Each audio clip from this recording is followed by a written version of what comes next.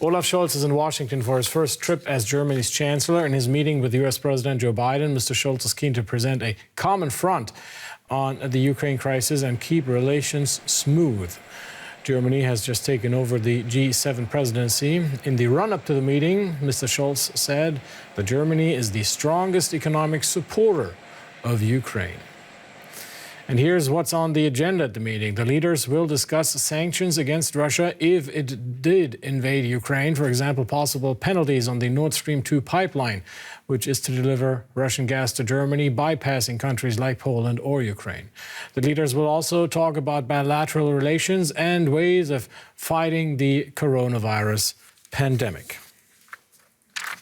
All right, let's take a closer look at this meeting with Simone Menne. She's the president of the American Chamber of Commerce in Germany, and DW's chief international editor, Richard Walker. Welcome to you both. Richard, let me start with you. What is Germany looking for in these talks? The U.S. has been pressing for the closure of the Nord Stream 2 pipeline, something that particularly Olaf Scholz didn't want to hear anything about.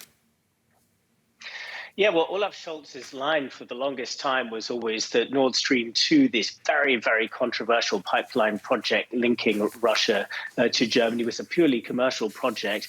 And effectively, the understanding being from his point of view that it's not for government to get mixed into this. But of course, the pressure now with the situation going on between Russia and Ukraine is on a totally different level. And what he started saying now over the past couple of weeks is that everything would be up for discussion. Now, the American side is being far more explicit than that, though. And Tony Blinken, the Secretary of State, who was just in Berlin just a few weeks ago, he stood here and said explicitly that Nord Stream 2 is leverage for the entire West in this situation.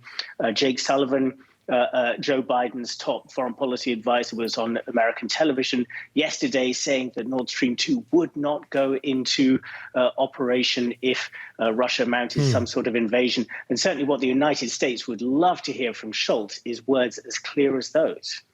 Richard, Chancellor Scholz and others have been saying Russia would pay a high price if it did go ahead and invade Ukraine. What would this high price look like? Yeah, well, just to be clear, we are in the realm of sanctions. There's no Western country saying that it's going to go in potentially and fight for Ukraine if there is some kind of Russian invasion. So we're in the realm of sanctions. Nord Stream 2 is obviously something that is a potential thing. We just discussed that. Otherwise, we're talking about potential massive financial sanctions. There's been a lot of discussion potentially about shutting Russia out of the international payment system called SWIFT. That would be a very major step. Other potential steps are restricting Russia's access to international bond markets. That could also be very disruptive for Russia, because the thing is that what the West wants to make sure of is Russia's been under Western sanctions for many years. What the West is trying to indicate to Vladimir Putin to affect his calculations here is that any sanctions that it faces now would be far, far more serious. Simone, over to you. It is the first visit of Olaf Scholz as German Chancellor to Washington. What should the outcome of his meeting with the U.S. President be, according to you and your member companies? I think this visit shall show that the transatlantic partnership is very strong, and that we as Germans honor our transatlantic partner and support wherever we can. That is important for all our members, be it German or American companies.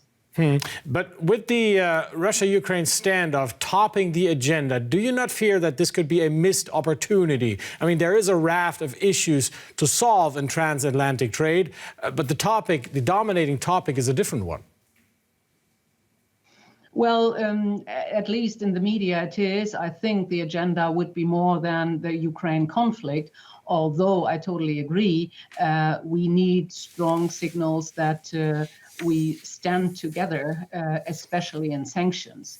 The question mark for me would be, is it necessary to explicit give a catalogue? Because whenever you give already red lines up front, you are out of the diplomacy way. But I think what has to be very clear and explicit is that everything, SWIFT as well as Nord Stream 2, is in the basket for possible sanctions. And I think that has already been said, for example, also by Mrs. Baerbock, and not so explicit, I agree, by Mr. Scholz. Simone Menne, president of the American Chamber of Commerce in Germany, and DW's Richard Walker, thanks to you both.